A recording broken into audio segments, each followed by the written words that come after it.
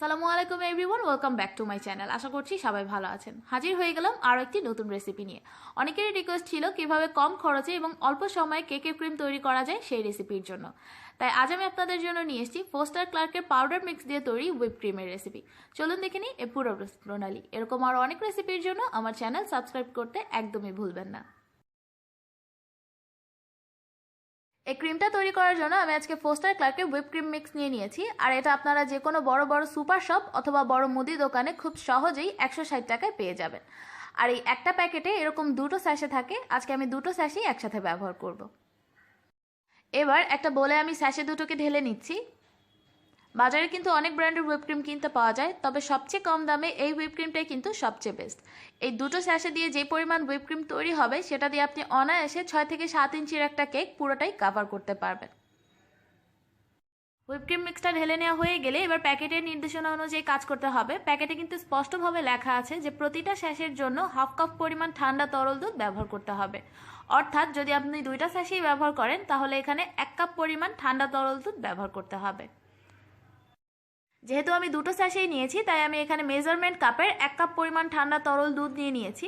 আর এই দুধটা কিন্তু অবশ্যই খুব ভালোভাবে ঠান্ডা করে নিতে হবে। দুধটা যত ভালোভাবে ঠান্ডা হবে আপনার হুইপ ক্রিমটা ততটাই পারফেক্ট হবে। আমি এই তরল দুধটাকে প্রায় 6 থেকে 7 ঘন্টার মতো নর্মাল ফ্রিজে রেখে ঠান্ডা করে নিয়েছি। এবার এই দুধটা এর মধ্যে দিয়ে দিচ্ছি। এবার একটা ইলেকট্রিক বিটারের সাহায্যে হাই স্পিডে এটাকে 2 থেকে 3 মিনিট অনবরত বিট করতে থাকবো যতক্ষণ না একটা পারফেক্টলি হুইপ ক্রিম তৈরি হয়ে যাচ্ছে। আপনারা চাইলে এই কাজটা হ্যান্ড হুইস্ক দিয়েও করতে পারেন, তবে সেক্ষেত্রে এটা কিন্তু অনেক বেশি সময় এবং পরিশ্রমের ব্যাপার হবে। এই ক্রিমটাতে আমি কোনো রকম চিনি ব্যবহার করছি না, কারণ এই ক্রিমটা অলরেডি কিন্তু হালকা একটু মিষ্টি হয়। তবে আপনারা যদি একান্তই চিনি ব্যবহার করতে চান সেক্ষেত্রে আমরা যে দুধটা ব্যবহার করেছি সেই দুধের সাথে আপনাদের স্বাদ অনুযায়ী চিনি মিক্স করে ব্যবহার করতে পারবেন।